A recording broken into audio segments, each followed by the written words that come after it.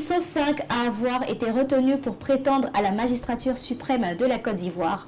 Depuis lors, rencontres, actions et programmes ont été mis en œuvre pour séduire le cœur des Ivoiriens.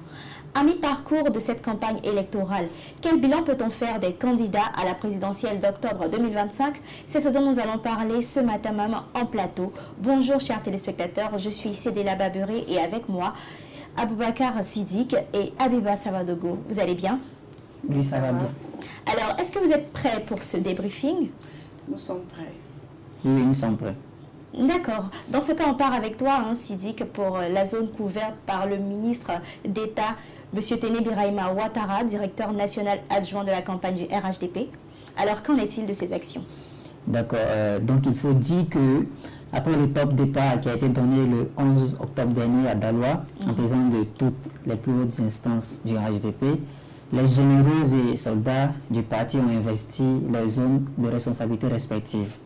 Jusqu'à ce jour, en véhiculant le message du candidat Alassane Ouattara, selon les moyens humainement possibles qui sont à leur disposition pour le faire élire dès le premier tour avec un taux de participation très important.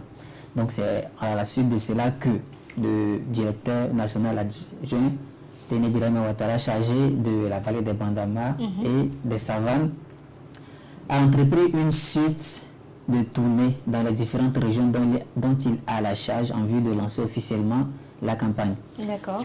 Après cela, dans la région du Tchologo, les responsables locaux, dont Bamoudien Traoré, Abdoulaye Karim Diomandé, Kadozi Kone et Abdourahmane Berté, sont à pied d'œuvre en parcourant les différentes localités, en rencontrant également les populations en vue de leur indiquer le choix qui leur sera le plus profitable pour une meilleure Côte d'Ivoire.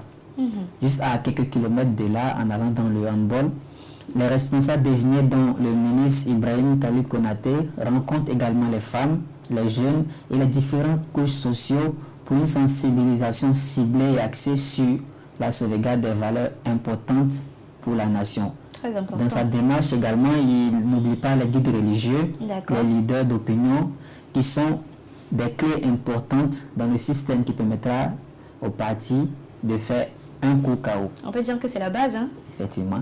Après, il y a également le poro qui est un peu une base.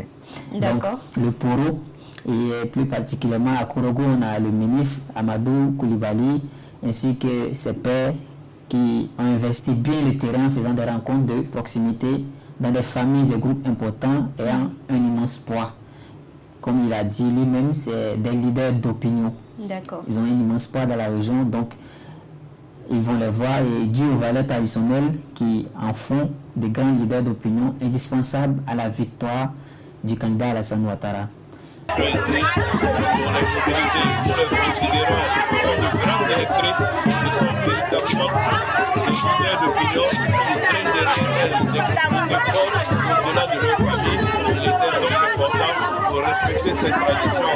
Les populations de la région de Koro veulent aller dire clairement au président de la République. Il n'y a rien d'autre.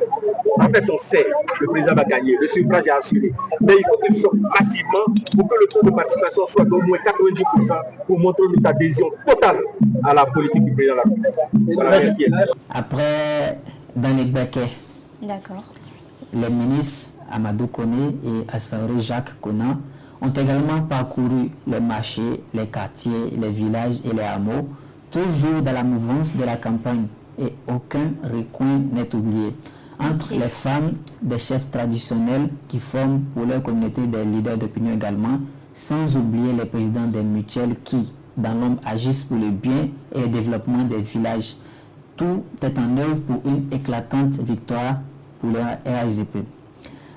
Pour terminer, il y a les meetings, rencontres de proximité et visites chez les leaders d'opinion également dans la Bagoué avec les ministres Mariatou Kone et Bruno Kone qui, à l'instar de tous les autres responsables du parti en mission, ne cessent de rappeler une chose qui est la suivante: que personne n'oublie d'aller retirer sa carte d'électeur, car c'est la porte d'entrée pour pouvoir faire élire le candidat avec un taux de suffrage très très important. Donc c'est ainsi fait. Effectivement. Le point. D'accord. Et moi j'ai envie de savoir quel a été l'accueil de la population justement face à toutes ces visites qu'ils ont reçues. à travers tous ces points, on note qu'il y a une bonne réception au niveau des habitants et des populations du message qui est véhiculé par les émissaires, disons, du RHDP. Tout à fait. Et on va dire aussi que les autres candidats ne sont pas restés en marge, n'est-ce pas? Ils ont bien posé des actions aussi, en vue aussi de cette campagne électorale, de se faire élire eux aussi. Et est-ce que tu pourrais nous en dire plus sur les actes qu'ils ont posés? En effet, pour faire le tour des opposants, que nous allons rappeler, il y a Jean-Louis Billon, il y a Awadon Melo, il y a Simone Eyve Gbagbo et il y a Henriette Lago Adjoakela. Donc pour commencer par Jean-Louis Billon, après un lancement officiel de campagne effectué dans la commune de Makori, donc à Abidjan, le samedi 11 octobre dernier, le candidat du Congrès démocratique, en abrégé CODE, Jean-Louis Billon, a enchaîné les meetings dans les différentes localités dans la ville de Côte d'Ivoire, dans les différentes localités de la Côte d'Ivoire, en vue de faire savoir qu'il est en lice et occuper une part importante sur le terrain, pouvant lui permettre de gagner le fauteuil de la magistrature suprême. Ensuite, il y a Awadon Melo également. L'espace Laté Event a été le point de lancement de la campagne pour la présidentielle du candidat, le samedi 11 octobre également. La cérémonie a rassemblé un beau monde venu pour lui montrer leur soutien et depuis lors, les adhérents à la noble cause du dit candidat indépendant avec lui en tête font le tour du pays en vue de séduire les électeurs et conquérir le terrain, ainsi que les zones qui leur semblent défavorables, sans oublier de bien évidemment s'approcher des leaders d'opinion. Après ça, il y a Simone Babo qui, à l'instar des autres candidats, a fait son lancement également le samedi 11 octobre dernier. Mais cette fois-ci, elle s'est déplacée, elle n'a pas fait cela à Abidjan, elle a fait dans la ville de Boisflé. D'accord. Voilà. Donc elle a fait son lancement dans la ville de Boisflé et après cette étape, comme pour tous les autres candidats, elle a marqué la mise en mission des soldats que toute l'étendue du territoire, sur toute l'étendue du territoire et la diaspora, pour permettre à Mme Simone Gbagbo de maximiser ses chances d'être à la tête de la Côte d'Ivoire au soir du scrutin du 25 octobre prochain. Et pour terminer, nous avons la candidate Henriette Lago, la candidate du groupement des partenaires politiques pour la paix en ABZ, GPP, s'est lancée officiellement dans la campagne présidentielle depuis la ville de Daoukro où elle est née, à la place Henri Konan Bédié. Et elle a une forte volonté de faire monter le taux de représentation féminine qui est actuellement à 30% à 50%. Donc actuellement, dans son projet, elle a une forte volonté, comme j'ai dit, de faire monter le taux de représentation féminine dans les instances à 30%. Elle espère en cela récupérer une forte audience vu que, on va dire, les femmes ne sont pas négligeables dans le processus électoral. Tout à fait. Elles occupent une part très importante. Donc avec cela, elle espère avoir une forte audience et un grand nombre d'électeurs parmi principalement les femmes qui constituent un poids non négligeable dans le pays. Voici donc ainsi fait le point des autres candidats qui concourent pour la magistrature suprême ivoirienne cette année. Merci Sizik. Et j'ai envie de renchérir avec le candidat du RHDP qui est l'actuel président de Côte d'Ivoire, son excellence Alassane Ouattara, qui, bien qu'il ait, on va dire, des directeurs régionaux, des directeurs nationaux de campagne, est quand même sur le terrain en train de battre campagne. Et revenons sur ces actions-là, parlons par exemple de son lancement qui s'est fait dans la ville de Daloa le 11 octobre dernier, à la suite de quoi il a effectué plusieurs actions, des visites importantes telles que la visite à Bondoukou, le cœur battant du Zanzan. Il a fait également un tour à Yamoussoukro, non sans être passé sur la tombe du père fondateur, le président Félix Houphouët-Boigny. Il a également rencontré les rois, les chefs coutumiers pour ainsi avoir leur bénédiction. Et il a, j'ai pas envie de dire terminé, mais il a plutôt poursuivi ses actions avec des rencontres, un meeting pour la jeunesse au stade Félix Houphouët-Boigny, suivi d'un meeting pour les femmes, car on va dire que les femmes, comme tu l'as dit, sont une valeur sûre, mais les femmes, c'est l'avenir.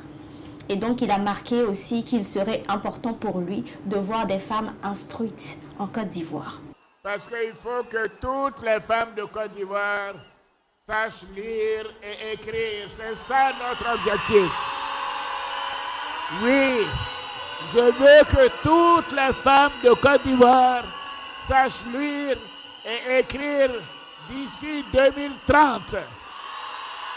Je veux que chacune de vous, chacune de vos mamans, sache lire et écrire d'ici 2030. À présent, nous allons passer à une autre étape de cette émission. Avec toi, Habiba, il y a eu de l'ambiance durant toutes ces actions qu'on a eues à cette campagne. Et ça, c'est ton affaire, les ambiances. Et maintenant, qu'en est-il de l'ambiance qui prévalait lors de ces différentes rencontres pendant cette campagne? Habiba, ça, c'est ton affaire. On va parler dès à côté de la campagne avec toi. Merci Cédéla. Franchement dit, il fallait être là pour voir l'ambiance qui était dans les différentes villes. Oui, la campagne présidentielle, c'est aussi une immense fête populaire, haute en couleur qui a fait danser, chanter les Ivoiriens du nord au sud, de l'est et de l'ouest. De Dawa à Boaké, en passant par Katiola Béomi, sans oublier le cœur battant d'Abidjan, il y avait des danses traditionnelles, des groupes folkloriques, des artistes urbains engagés, et tout ça dans une ambiance électrique, où un slogan résonnait particulièrement comme un cri de cœur, Ado, un coup KO. C'était une déclaration d'amour, reprise en chœur par les foules, le regard rempli de confiance. Aux côtés des artistes, de grandes figures politiques ont aussi pris la parole pour rassurer, rappeler l'union à préserver en célébrant cette Côte d'Ivoire autour des candidats. Je vous laisse apprécier en image l'illustration de cette mobilisation nationale.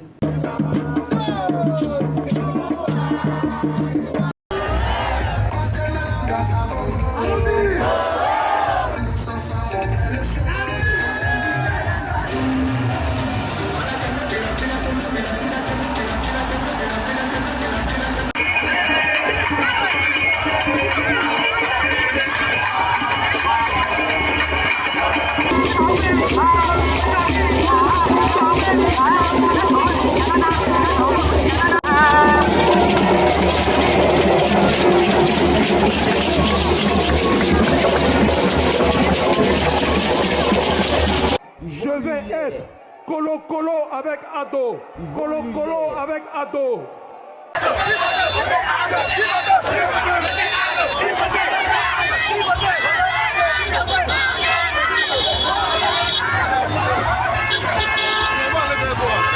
Waouh, quelle ambiance! Merci Habiba. À présent, nous sommes sur la fin et qu'est-ce qu'on peut retenir à mi-parcours de cette campagne électorale avec toi déjà, Sidik? Ce qu'on pourrait retenir et de ce qu'on a vu, de ce qu'on a entendu et de ce qu'on entrevoit également, la campagne est partie pour, on va dire, être, comme Habiba vient de le dire, une fête. C'est ce que ça devrait être normalement une campagne. Et je pense que nous sommes dans le sens et je pense que ce serait effectivement une fête de part et d'autre. D'accord, une fête de part et d'autre. Et pour toi, Habiba, qu'est-ce qu'on retient? Pour moi, ce qui m'a marqué à Béomi, tu avais l'impression que ce n'était pas un meeting. Tu avais l'impression que c'était un concert. Même au stade, avec les jeunes. Félicia, c'était comme un concert. Pourquoi ne pas être dans l'harmonie, dans la paix et puis voter? Tout simplement. Tout simplement. Effectivement, et moi j'aimerais renchérir pour dire que je suis d'accord avec ce que vous dites. Pour moi, ce que je retiens, c'est que la campagne électorale, c'est d'abord une démonstration d'union, une démonstration de fraternité, une démonstration d'unité, et ça ne devrait pas être autre chose. Et voilà, c'est tout pour cette édition spéciale de Au cœur de la campagne. On espère que vous avez pris autant de plaisir que nous à nous suivre. Nous en avons pris énormément à vous entretenir, et on vous invite à rester connectés sur Ivoire 365 TV pour plus d'actualités nationales en cette période de campagne. Au revoir.